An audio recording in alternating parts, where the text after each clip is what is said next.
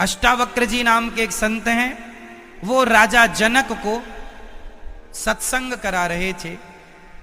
सत्संग चल ही रहा था, सत्संग में बड़े साधु संत और जनक जी बैठे हैं, सुन रहे हैं। तभी जनक के सेनापति ने जनक जी से कहा, महाराज धीरे से, सत्संग चल रहा है, कान में जाके कहा, महाराज नगर में आग लग गई है। तो जनक जी ने बड़े शांत चित्त से कहा, लग गई है, कोशिश करो बुझाने की। जा सेनापति बुझाने की कोशिश की है, पर आग तो आग है। वो आग महलों की तरफ आ रही है।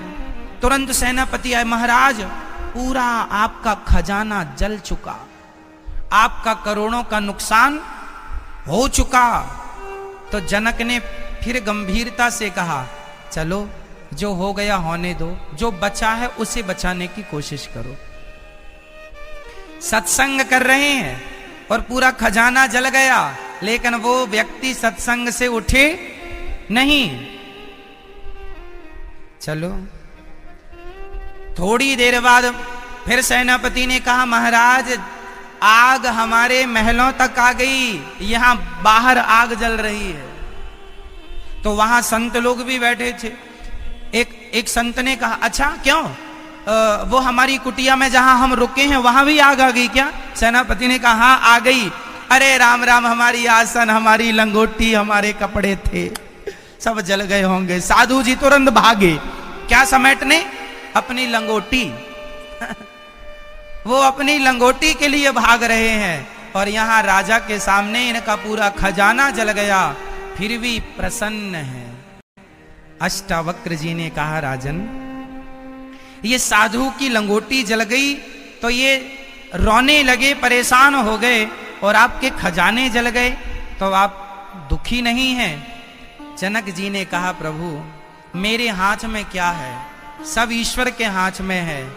अन्न भी उन्हीं का है, आग भी उन्हीं की है। शायद आग बन के वो अन्न खाने आए हैं तो खा लेने दीजिए भगवान को। जो ईश्वर का है वो उन्हीं के चरणों में समर्पित है। क्या मेरे उठने से, क्या मेरे रोने से, क्या मेरे चिल्लाने से आग बुझ जाएगी? आग बुझाने को मेरी पूरी सेना लगी तो है। जब उनसे नहीं बुझी तो मैं खड़ा हो जाऊंगा तो मैं करूंगा क्या?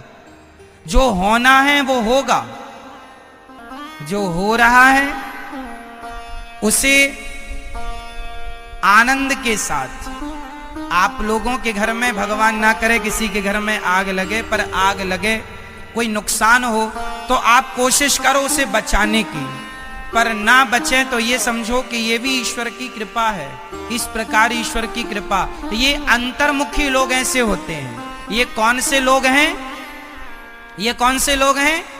अंतर्मुखी। और वो साधु जो लंगोटी के लिए दौड़ गए वो कौन थे? बोलो मेरी माँ। बहिर्मुखी, बाहर की तरफ उनका ध्यान है, इसलिए बाहर के व्यवहार से वो सुखी या दुखी हो रहे हैं। इसलिए मेरी माँ, मन भगवान में लगाओगी या लगाओगे, सुख मिलेगा, है ना मैया? संसार में कुछ रखा नहीं है। जबरदस्ती आज का आदमी परेशान हो रहा है, रो रहा है, दुखी हो रहा है, क्योंकि बहिर्मुखी है, अंतर्मुखी बनता नहीं है। इसलिए अंतर्मुखी बनना चाहिए।